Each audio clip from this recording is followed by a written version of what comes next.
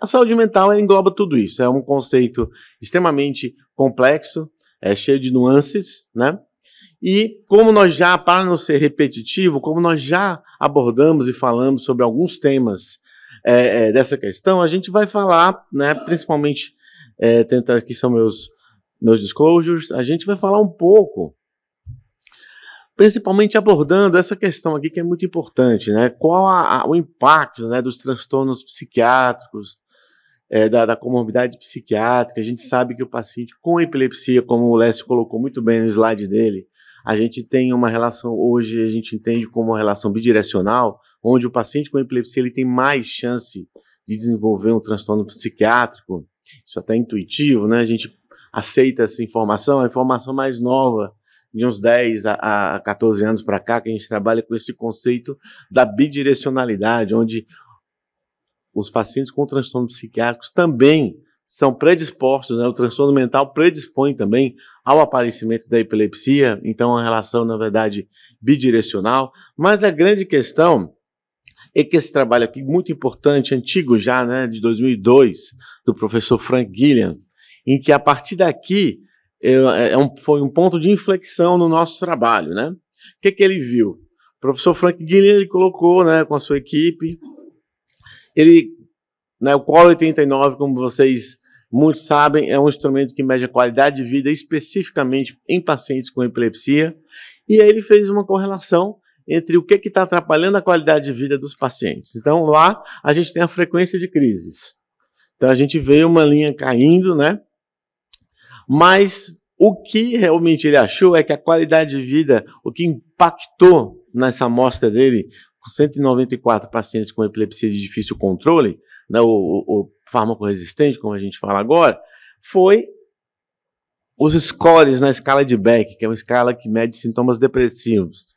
Então você vê que a presença da depressão na vida do paciente com epilepsia impacta muito negativamente a vida dele, mais até do que a própria frequência de crise. Então, a partir desse trabalho se desenvolveu uma série, foi um grande ponto de inflexão, onde a partir daí várias pessoas voltaram seus olhares para a questão da saúde mental em pacientes com epilepsia. E eu sou uma dessas pessoas que foi influenciada por esse estudo aqui. A partir daqui a doutora Elza aceitou ser minha orientadora e a gente desenvolveu alguns trabalhos. Então é muito importante, né? A questão da saúde mental ela é muito importante, por quê? Porque a ausência de saúde mental, se por um lado, saúde mental é um conceito muito complexo, em que depende da interação de vários fatores, a ausência dela está bastante comprovada como impactante negativamente na vida dos pacientes com epilepsia. Tá? Então, isso aqui a gente repetiu. E outras coisas também aqui, juntamente com a equipe do professor Frank Gilliam, a professora Joyce Kramer, também lá em 2003, né? Esse é um estudo interessantíssimo. Por quê? Porque ela coloca, né, o que é que ela achou? Ela achou que o principal achado desse estudo foi que a qualidade de vida do paciente com epilepsia está muito impactada. Então, um paciente com sintomas depressivos, essa escala CSD é uma escala que mede sintomas depressivos também, e ansiosos. Então, o paciente que tem esses sintomas, ele tem uma qualidade de vida negativamente impactada, ele é uma pessoa com mais queixas psicossociais, né? E também uma maior chance de apresentar efeitos adversos associados aos fármacos anticrise. Então, a presença do transtorno mental está associada, ou aqui no caso não é um transtorno mental, são sintomas ansiosos e depressivos, está associada a exatamente esse impacto aqui, reforçando aquele dado anterior que nós havíamos colocado, né? Aqui é algo que a gente precisa sempre destacar, colocar. Por quê? Porque isso aqui é algo que precisa ser discutido entre pacientes com epilepsia, entre pacientes com transtorno mental sem epilepsia também, né? Que é a questão da ideação suicida, né? O Lécio colocou inicialmente, né, a epilepsia é algo, uma doença que a gente sabe que é cerebral, que ele colocou aqui uma série de questões, e o preconceito e o estigma a gente combate com informação de qualidade, né? Então, o que acontece? Acontece que esse nome, epilepsia, ele é carregado um estigma muito pesado, né, onde foi feito na Dinamarca um trabalho, eu não coloquei aqui, mas foi um trabalho em que você lia o nome da doença e a pessoa marcava numa escala Likert, de 0 a 10, quanto que aquilo assustava ela, né? Então foi um trabalho populacional, e aí falava câncer, hipertensão, né, epilepsia, né, AVC, e a epilepsia foi a segunda doença mais negativamente impactada pela... Só para você falar o nome, né? A primeira foi esquizofrenia, né? Segundo lugar, a epilepsia, esse impacto negativo, né? Quando se ouve, né? Inclusive tem um trabalho muito interessante da equipe da Unicamp, né? A Paula, que trabalhava com o professor Lilimin, não sei se ainda trabalha, mas ela fez um trabalho nas escolas em que falava assim, tem diferença eu falar assim, a pessoa epilética, isso alunos de escolas de ensino médio, né? E ela fez essa pergunta, pessoa com epilepsia, ela colocava um texto que ela escrevia, a pessoa com epilepsia, e outro texto ela colocava, a pessoa epilética, né? Então, a palavra é muito forte, né? Então, pessoa com epilepsia foi muito mais bem aceita do que pessoa epilética, né? Teoricamente são sinônimos, mas no emocional, no ouvido, quando você fala ou não fala, do jeito que você fala, isso pode gerar um ou outro tipo de reação, né? Mas a gente sabe que a qualidade de vida em epilepsia ela está associada a uma série de fatores, né? E aqui a gente também está falando de saúde mental. Então, entre eles, fatores biológicos, né? Lécio colocou muito bem colocadamente uma série de fatores biológicos associados às crises. Nós temos também todos os fatores associados aos fármacos anticrise. Nós sabemos que existem fármacos com um perfil mais positivo, que causam menos efeitos adversos, ou até mesmo que são tratamento para os sintomas ansiosos e depressivos. E nós temos outros fármacos que, vamos dizer assim, podem predispor ou estar associado a uma maior quantidade de sintomas comportamentais. Portanto, colocando a pessoa em maior risco, né? Isso não quer dizer, a gente sempre fala assim, que ninguém está proibido de prescrever nenhum tipo de fármaco, mas a gente tem já esse dado na literatura, eu vou falar posteriormente. Mas eu gostaria de destacar principalmente a questão psicossocial, né? Então, a gente já falou, existem fatores, variáveis implicadas na qualidade de vida de pacientes com epilepsia. Nós temos aquelas relacionadas ao paciente, que é a personalidade, né? Existem personalidades A, B e C, as pessoas são diferentes e a epilepsia ela acontece, né? Digamos assim, ela é algo que acontece na vida de alguém, né? Ela não é a identidade de alguém, né? Então, e essas pessoas são diferentes, então tem pessoas que têm uma tendência a absorver melhor esse diagnóstico, absorver melhor o tratamento, se empoderam mais facilmente, se convencem ou se convencem, no caso, de que é necessário fazer o tratamento. Eu estou tomando esse medicamento não porque o doutor mandou, eu estou tomando porque eu preciso dessa medicação para controlar minhas crises, isso melhora a minha qualidade de vida, isso melhora a minha chance de eu ter uma vida, digamos assim, que esteja mais sob o meu controle e não sob essa influência de algo que pode vir a qualquer momento e eu posso ter uma crise em qualquer lugar, né? Enfim, a medicação me auxiliando. Então, isso tem a ver com a personalidade. Tem pessoas que aceitam melhor, tem pessoas que aceitam pior. Aspectos de temperamento e caráter, a mesma coisa, né? Diferenças de gênero, enfim. Relacionados aos fármacos anticrise, que a gente vai falar daqui a pouco, e os fatores biológicos, o Lécio já destacou. Eu gostaria de destacar, na verdade, mais os aspectos psicossociais, né?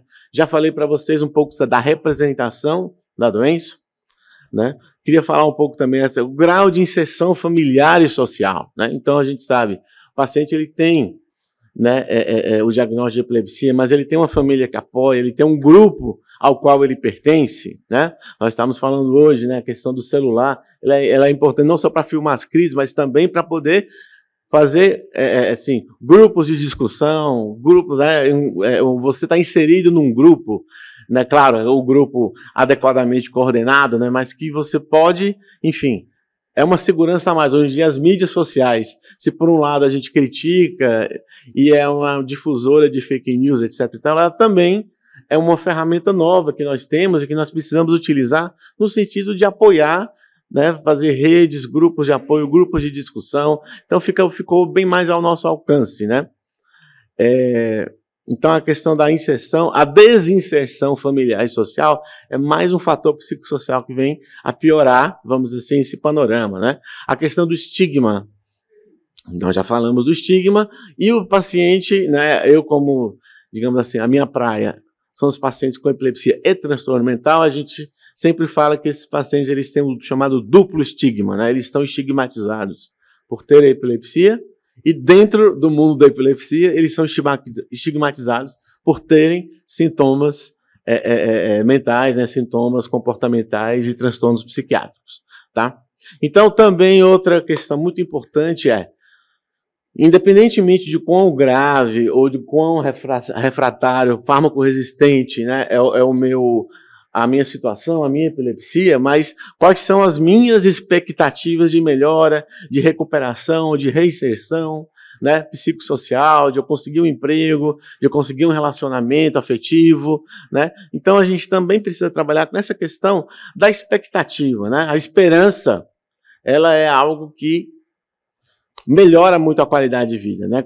E ao ponto que o contrário é verdadeiro também. A desesperança, ela é algo que, digamos assim, vem ainda piorar uma situação psicossocial, vem piorar a questão da qualidade de vida, tá? E a questão da resiliência e estratégias de enfrentamento, né? Coping, que a gente chama na língua inglesa. Então, como que eu vou fazer diante dessa realidade, diante desse diagnóstico, diante dessas restrições, como que a gente vai fazer, como que ainda dá para, né? O que tem, né, de positivo para a gente poder viver, continuar vivendo e vivendo com qualidade, né? Então, é importante também que a gente possa desenvolver essas estratégias de resiliência e de enfrentamento das situações. Por último, a gente vai falar só um pouco aqui dos fármacos anticrise, para poder complementar um pouco aquela informação que o Lécio havia colocado. A gente sabe que os fármacos eles podem gerar uma série de sintomas neurocomportamentais, né, fadiga, depressão, irritabilidade, esse grupo de lá, amarelo, né, alentencimento cognitivo, o pensamento fica mais lento, a lamotrigina, que é uma medicação que a gente utiliza muito na clínica psiquiátrica, mas, por um outro lado, ela também pode ser ansiogênica, tá? Nós temos o grupo da fenitoína, carbamazepina, um grupo, digamos assim, com um perfil mais seguro de efeitos adversos, né? Temos o topiramato com muito impacto na cognição, né? Causando uma síndrome descognitiva, enfim. Então nós temos todas essas nuances que a gente também precisa estar sempre atento, né? Então dessa forma nós temos alguns fármacos que podem nos auxiliar, outros podem, digamos assim, estão mais frequentemente associados ao aparecimento de sintomas comportamentais, mas ninguém está proibido de usar nenhum tipo de fármaco. A grande questão é lembrar sempre digamos assim, de uma consequência neurocomportamental que o fármaco pode ter, né? Então, vamos estar atentos, é algo que a gente também precisa. E se aparecer, nós vamos tratar, vamos tentar conduzir. O que não pode é deixar de ver, deixar de enxergar, deixar de diagnosticar e deixar de tratar, principalmente, a questão neuropsiquiátrica. Aqui um estudo muito, né, lá do nosso grupo, da Neide, né, a Neide, a neuropsicóloga, trabalhou bastante com qualidade de vida, hoje está aposentada, fez parte do nosso grupo lá na Unifesp, né, e ela fez esse levantamento da qualidade de vida em pacientes com epilepsia, pacientes com um tempo médio de 5 anos após a cirurgia. Então, algumas coisas ela colocou como maiores preditores de uma melhor qualidade de vida. A questão da empregabilidade, né? A questão de um ajustamento, como a gente falou, do ajustamento psicossocial, tá? E o suporte psicossocial que esse paciente tem, né? Então, todos esses são preditores de uma melhor qualidade de vida. Dessa forma, é necessário que a gente possa estar atento para todas essas nuances psicossociais, que elas são muito importantes, a gente precisa destacar e que a gente precisa aprender a conviver, né? E não só conviver, mas aprender como que nós podemos, a partir dessa realidade, como que nós podemos avançar no sentido da melhora da qualidade de vida dos nossos pacientes com essa condição. Com isso eu encerro a minha apresentação. Muito obrigado.